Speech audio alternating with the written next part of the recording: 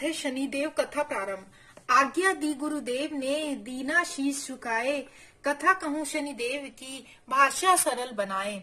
सर्वप्रथम श्री सरस्वती को सुमिरन करके, गणपति जी को नमस्कार करके तथा अपने गुरुदेव के चरणों में माथा नवाकर मैं श्री शनिदेव जी की कथा प्रारंभ करता हूँ।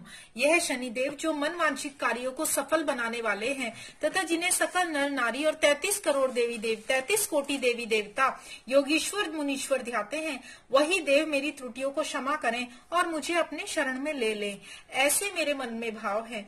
यह बात सर्वविदित है कि जो लोग शनि देव को ध्याते हैं उनके सकल मनोरथ सफल होते हैं तथा जो ऐसे देव को भूल जाता है वह इस संसार में महान दुख पाता हुआ नरकगामी होता है और अगले जन्म में पशु की योनि में जाता है। जो कथा मैं तन मन से कहने जा रहा हूँ उसे आप भी सच्चे मन से ग्रहण करें। एक बार संसार में चहुं और पूजे जाने वाले नवग्रह एक स्थान पर एकत्र हुए, परस्पर विविध प्रकार से वार्तालाप करने लगे। जब बात घूमती हुई इस स्थान पर आ पहुंची कि उन 9 ग्रहों में सबसे बड़ा और सर्वाधिक पूजनीय देव कौन है, तो प्रत्येक ग्रह देवता स्वयं को बड़ा कहता था।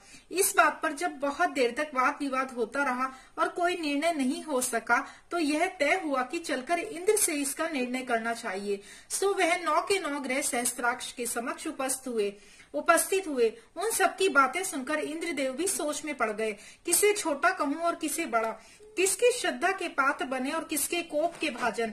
अंत में और निर्णय न करते हुए बोले, मैं अल्प बुद्धि इस बात का निर्णय करने में असमर्थ हूँ। मुझे तो आप सब बड़े नजर आते हैं और मैं सभी को आदर सम्मान देता हूँ। इस पर नवग्रह संतुष्ट नहीं हुए और हट करने लगे कि इसका निर्णय आपको अवश्य करना चाहिए। तब देवराज बोले, आप लोग मृत्यु लोक में जाइए, वहाँ एक अत्यंत न्याय प्रिय राजा विक्रमादित्य राज्य करते हैं।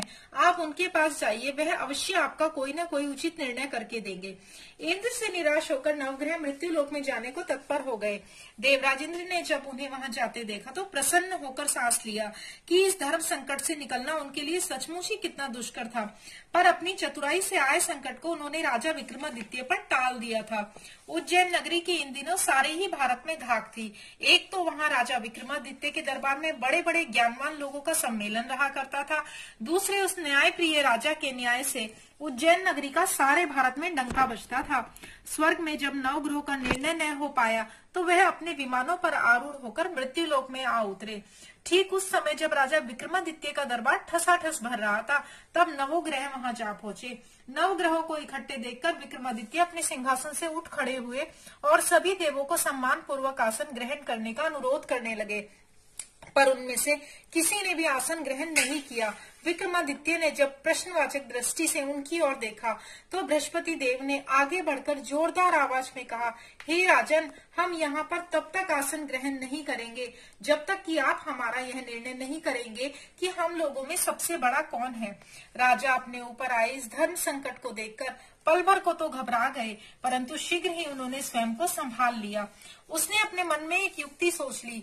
दरबार में छोटे छोटे आसनों की एक पंक्ति प्रवेश द्वार तक चली गई थी। राजा ने उन लोगों से कहा कि आप यहाँ पर आसन ग्रहण कीजिए और मैं सोचकर अभी आपका निर्णय करता हूँ। यह कहकर राजा अपने सिंहासन पर बैठ गए। सिंहासन के निकट ही जो आसन पड़ा था उस पर भागकर बृहस्पति देव जा बैठे। उनके अगले आसन पर सूर्य देव जा बैठे। सूर्य के निकट ही चंद्रमा और फिर इसी प्रकार से बुध, मंगल, राहु, केतु इत्यादि सभी ग्रहों ने भी अपना अपना आसन ग्रहण कर लिया। पंक्ति में 8वें थे भार्गव, किंतु उन्हें भी संतोष था कि यदि उनके बाद शनिश्चर बैठेंगे, किंतु आसन प्रवेश द्वार के समीप होने के कारण और सबसे अंत में होने के कारण शनिदेव उस पर नहीं बैठे। राजा विक्रमादित्य ने सोचा था कि जो ग्रह उस अंतिम आसन पर बैठेगा वह उसी को विनय और दयाशील के आधार पर बड़ा कर देंगे, पर वहां तो बात ही दूसरी हो गई। शनिदेव अति क्रोधी हो गए और विकट स्वभाव के शनिदेव अति क्रोधी और विकट स्वभाव के देवता हैं। जब वह नहीं बैठे तो 8 ग्रह खिलखिलाकर हंस पड़े। अपना इस प्रकार से अपमान होते देखकर शनिदेव की आंखें क्रोध से लाल हो गई और भ्रगुटी तन गई। क्रोध से कांपते हुए बोले, राजन, मुझसे बैर लेकर तुमने अच्छा नहीं किया। क्या समझकर तुमने मुझे इस प्रकार से अपमानित करना चाहा है और क्यों मुझे तुम तले बिठाना चाहते हो।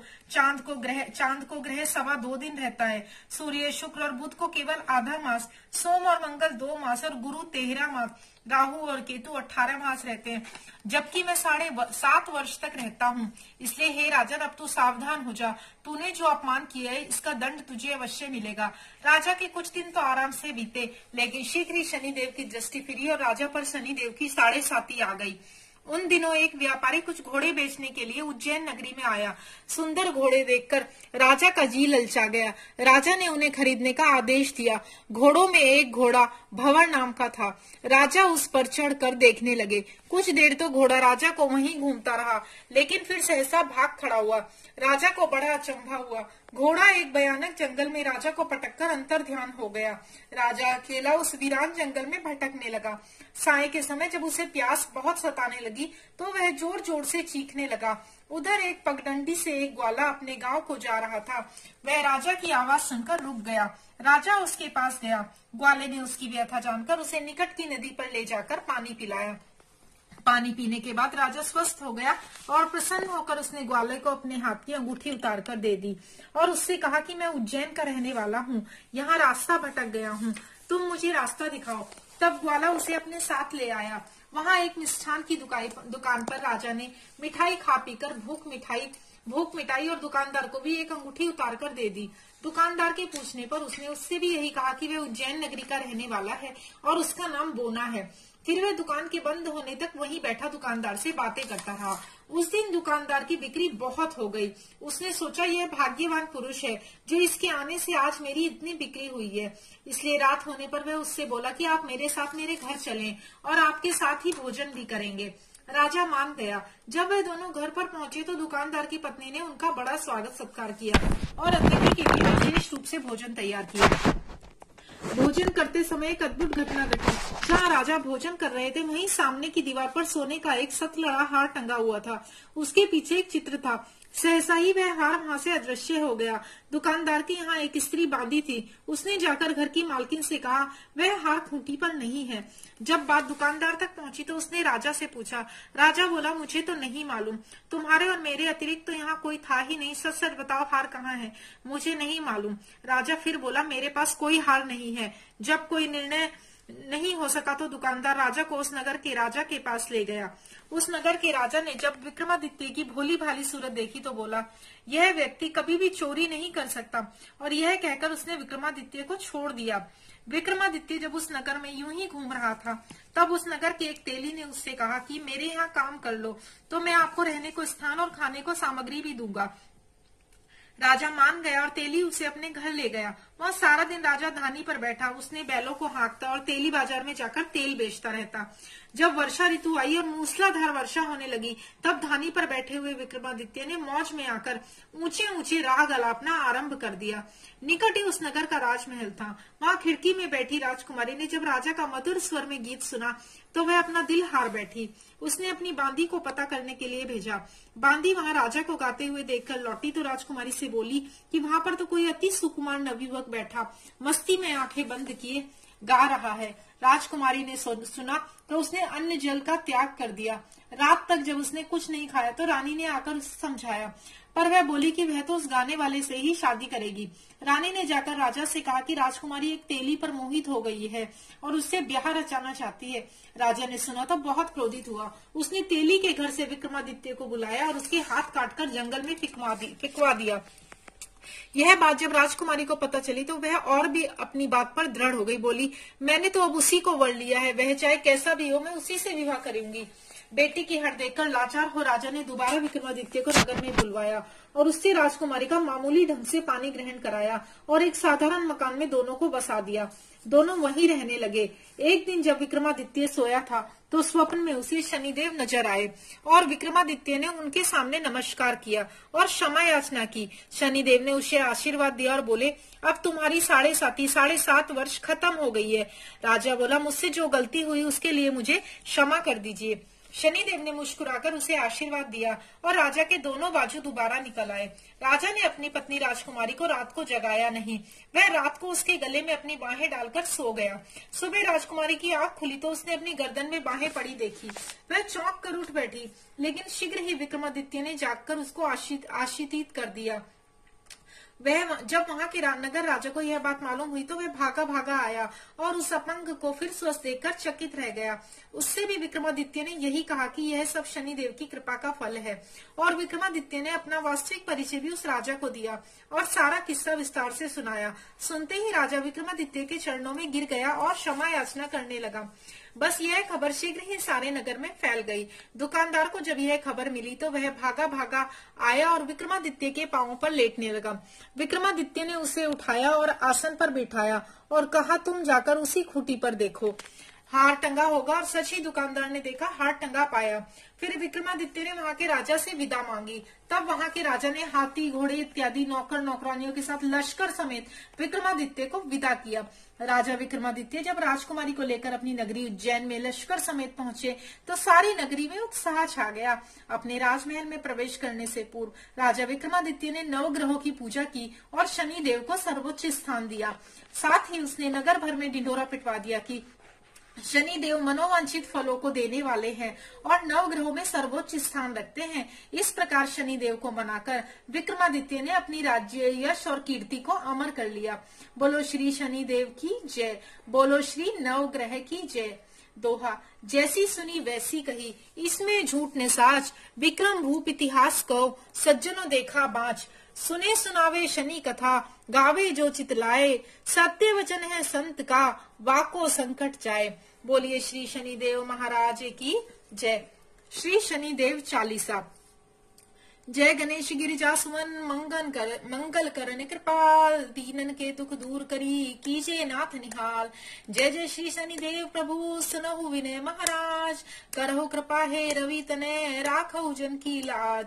जयति जयति जय शनिदेव दयाला, करत सदा भक्तन प्रतिपाला। चारि भुजा तनु श्याम विराजे, माथे रतन मुकुट छवि राजे। परम विशाल मनोहर भाला, टेढ़ी दृष्टि भ्रकुटी विकराला। कुंडल शवल चमाचम चमके, दिए माल मुक्तनि मनि दमके। कर में गदा त्रिशूल कुठारा, पल बीच करे शत्रु संहारा। पिंगल कृष्णो छाया नंदन, यम कौन अस्त्र रौद्र दुख भंजन।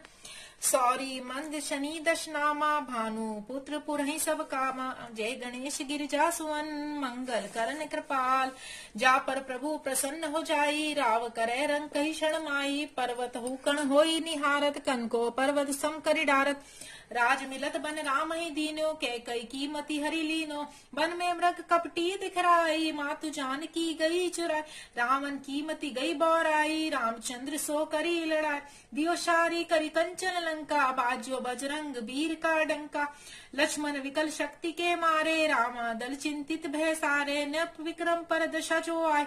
चित्र मयूर हार गा भाई, हार नौलक को लगी चोरी। हाथ पैर डरवायो तोड़ी, अति निंदा में बीता जीवन। तेली सेवा लायो नृपतन, विनय राग दीपक में कीनो। तब प्रसन्न प्रभु है सुख दीनो।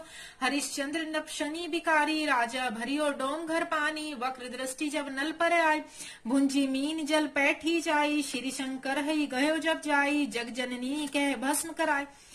तनक विलोकत करी कुछ रीसा, नभ उड़ी गयो गौरी सुत सीसा। पांडव पर भय दशा तुम्हारी, अपमानित भई द्रौपदी नारी। कौरव कुल की गतिमति हारी, युद्ध महाभारत भयो भारी। रवि के मुख में धरि तत्काला, कूदी परियो सहसा पाताल। शेष देव तब विनती कीनी, मुख बाहर रवि को कर दीनी। वाहन प्रभु के साथ सुजाना, दिग्गज गर्द मृग अरुस्वाना।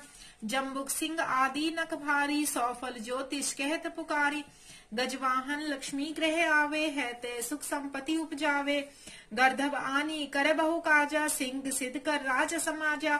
जम्बुक बुद्धि नष्ट कर डारे, मृग दे कष्ट प्राण संहारे। जब आवही प्रभु स्वान सवारी, चोरी आदि होय भय भारी। तैसे ही चारि चरणिये नामा, स्वर्ण लोह चांदी अरुतामा। लोह चरण पर जब प्रभु आवे, धन जन संपत्ति नष्ट करावे। समता ताम्र रजत शुभकारी, स्वर्ण सदा शुभ मंगलकारी। जो यह शनि चरित्र नित गावे, दशा निकृष्ट कबहु सतावे। नाथ दिखाए अद्भुत लीला, निबल करें जय है बल शीशा। जो पंडित सुयोग्य बुलवाई, विधिवत शनि ग्रह शांत कराए। पीपल जल शनि दिवस चढ़ावत, दीप तान दय बहु सुख पावत। कहत राम सुंदर प्रभु दासा, शनि सुमिरत सुख होत प्रकाशा। दोहा पाठ शनिश्चर देव को, कीनो विमल तैयार। करत पाठ 40 दिन, हो दुख सागर पार। जो स्तुति दशरथ करी सम्मुख, शनि ही निहार। सरस सुभाषा में वही, साधर लिखी सुधार। बोलिए श्री शनिदेव महाराज की जय। श्री शनिदेव जी की आरती। जय जय श्री शनिदेव प्रभु भक्तन हितकारी। सूरज के पुत्र प्रभु छाया महतारी। जय जय श्याम अंक वक्र, दृष्ट चतुर्भुजाधारी। नीलांबर थार नाथ गज की सवारी। जय जय श्री शनिदेव भक्तन हितकारी। क्रीट मुकुट शीश सजत दिपत है लीलारी। मुक्तन की माल गले शोभित बलिहारी। जय जय मोदक मिष्ठान पान चढ़त है सुपारी। लोहा तिल तेल उड़द महिषी अति प्यारी। जय जय देव धनुज ऋषि मुनि सूरत नर नारी। विश्वनाथ धरत ध्यान शरण है तुम्हारी।